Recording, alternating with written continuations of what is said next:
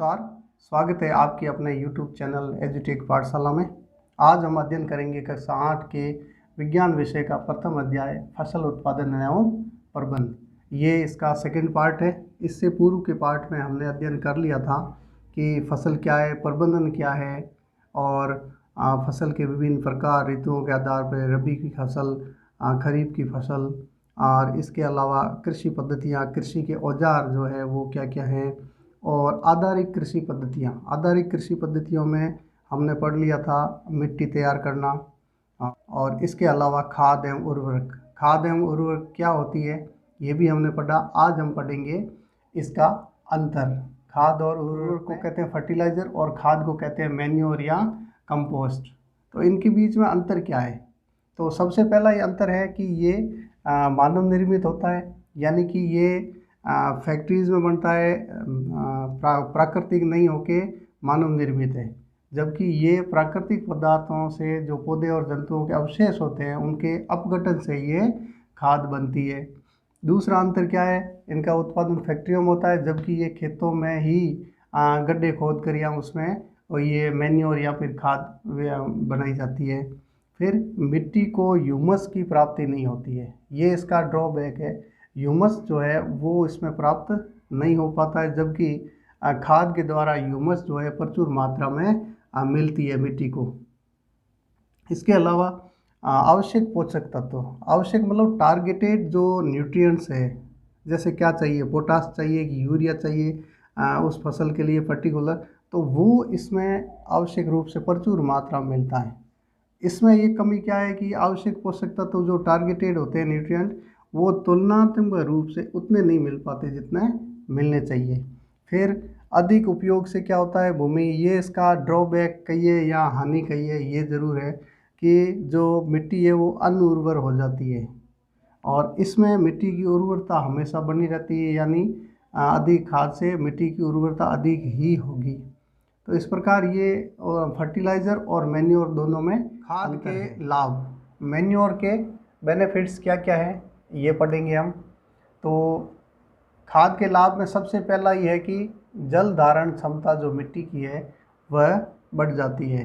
फिर मिट्टी भुरभुरी एवं सरंध्र हो जाती है, यानी कि सरंध्र का अर्थ है उसमें छेद या फिर उसमें रंध्र हो जाते हैं और भुरभुरी हो जाती है। उससे क्या होगा कि जो गैस विनिमय है, एक्सचेंज ऑफ गैसेज, ये आसान हो जाता है। तो पौधे की जो जड़ है मिट्टी में उसको ऑक्सीजन आसानी से मिलती है। फिर मित्र जीवाणु, जो जीवाणु ऐसे जो बेनिफिट करते हैं फसल को, तो वो जीवाणु में उसमें वृद्धि हो जाती है। फिर मिट्टी का जो गठन है, यानी कि मिट्टी का जो पोषण स्तर है, पोषक पदार्थों का जो स्तर है वो इसमें बढ़ जाता है। इस प्रकार जो मैन्योर है, खाद है, जो प्राकृतिक रूप से बनाई जाती है वो फसल के लिए ज़्यादा लाभदायक है। फिर आ जाता है नाइट्रोजन स्थिरीकरण। नाइट्रोजन स्थिरीकरण क्या होता है कि मिट्टी में प्राकृतिक रूप से नाइट्रोजन यानी कि N2 की पुनः भरपाई मिट्टी में होती है, तो उसको कहते हैं नाइट्रोजन का स्थिरीकरण। नाइट्रोजन जो कि वायुमंडल में पाई जाती है, तो पौधे में नाइट्रोजन उसका फिक्स होना या पौधे द्वारा उसका उपयोग लिए जाना, वो है नाइट्रोजन का फिक्सेशन। ये नाइट्रोजन फिक्सेशन कैसे होता है? ये होता है राइजोबियम नामक एक जीवाणु होता है जो फलीदार जो पौधे होते हैं उनकी जड़ों में पाया जाता है, स्थिरीकरण करता है। और ये जो अन्य पौधों में कैसे आएगा, नाइट्रोजन कैसे मिलेगा? फसल चक्रण द्वारा, क्रॉप रोटेशन। इसको क्या कहते हैं? Crop rotation. क्रॉप रोटेशन मतलब कि एक बार फलीदार पौधे की फसल लगाना, दूसरी बार अन्य अनाज की फसल लगाना, जिससे कि मिट्टी में है वो नाइट्रोजन तत्व की कमी। सिंचाई या इरिगेशन। सिंचाई इरिगेशन क्या है कि आवश्यकता अनुसार उचित समय अंतराल से, एक निश्चित समय अंतराल से खेतों में जल या पानी देने की प्रक्रिया सिंचाई कहलाती है। तो खेतों में फसल की आवश्यकता अनुसार और समय समय पर एक उचित समय के अंतराल से खेतों में पानी देने की प्रक्रिया को सिंचाई कहते हैं। अब सिंचाई के स्रोत क्या क्या है? स्रोत यानी कहाँ से ये जो जल है वो कहाँ से प्राप्त किया जाता है। तो एक प्राकृतिक हो सकते हैं, दूसरा होता है कृत्रिम। तो प्राकृतिक में क्या होती है, नदियाँ, झील, तालाब इत्यादि। और कृत्रिम में क्या होता है, नहर, कुएं और नलकूप। ये मानव निर्मित है, तो ये प्राकृतिक यानी प्रकृति में जो पाई जाती है स्रोत। इसके बाद में आता है कि सिंचाई के जो तरीके हैं, तकनीकें हैं, वो दो तरह से, एक तो पुरानी जो पारंपरिक तरीके से चली आ रही हो, दूसरी जो आधुनिक तकनीकें अभी जो आधुनिक काल में विकसित हुई है वह। तो ये दो तकनीकें आपस में क्या है, अंतर क्या है इनके, ये भी पूछा जा सकता है। तो ये क्या है, जलीय स्रोतों से मवेशी या मजदूरों के इस्तेमाल करते हुए पारंपरिक साधनों द्वारा फसल की सिंचाई करने को पारंपरिक तकनीकें कहते हैं। इसमें काम क्या क्या लिए जाते हैं, जैसे मोट या गिरनी, जिसको पुल्ली भी कहते हैं, यानी कि जैसे ये कुआं है, इसके ऊपर ये एक जो घुमावदार एक चक्री रखी जाती है और इससे पानी का कुएं से बाहर निकाला जाता है, जिसको पुल्ली कहते हैं। तो ये मदद करता है आसानी से पानी की निकासी में। इसी प्रकार चैन पंप, फिर ढेकली, ढेकली इसी प्रकार एक लकड़ी का लट्ठा लगा दिया जाता है और यहाँ ऊपर से एक रस्सी द्वारा इसको खींचा जाता है ताकि पानी की निकासी आराम से की जा सके। फिर रैट या लीवर, मतलब कि एक डंडा फंसा दिया जाता है इसके बीच में और इसके चारों ओर, ये डंडा फंसाने के बाद में चारों ओर पशु घूमता रहता है और इसके घूमने के साथ साथ वो पानी की निकासी बाहर कर दी जाती है। तो लीवर का मतलब होता है ये एक तरह से सरल उत्तोलक है, जिसको रैट भी कहते हैं। तो ये पारंपरिक तकनीकें या तरीके हैं सिंचाई के। आधुनिक तरीके क्या क्या हैं, आधुनिक में मतलब आधुनिक साधनों का साधनों द्वारा सिंचाई करना, ये है सिंचाई की आधुनिक तकनीक है। क्या क्या है, मोटर पंप, मोटर पंप से क्या होगा, पानी बाहर निकाला और नाली के द्वारा फसल तक पहुंचाना। छिड़काव तंत्र, स्प्रिंकल सिस्टम, यानी फुहारों द्वारा फसल की सिंचाई करना, खेत में फुहारे आजकल लगाते हैं। और ड्रिप तंत्र, ड्रिप में क्या होता है कि पानी का वेस्टेज कम से कम हो और पौधों को ज़्यादा से ज़्यादा पानी की प्राप्ति हो, इसलिए क्या होते हैं, छोटे छोटे पाइपों के द्वारा पौधे की जड़ों तक पानी पहुंचाया जाता है। तो इसको कहते हैं ड्रिप तंत्र या ड्रिप सिस्टम।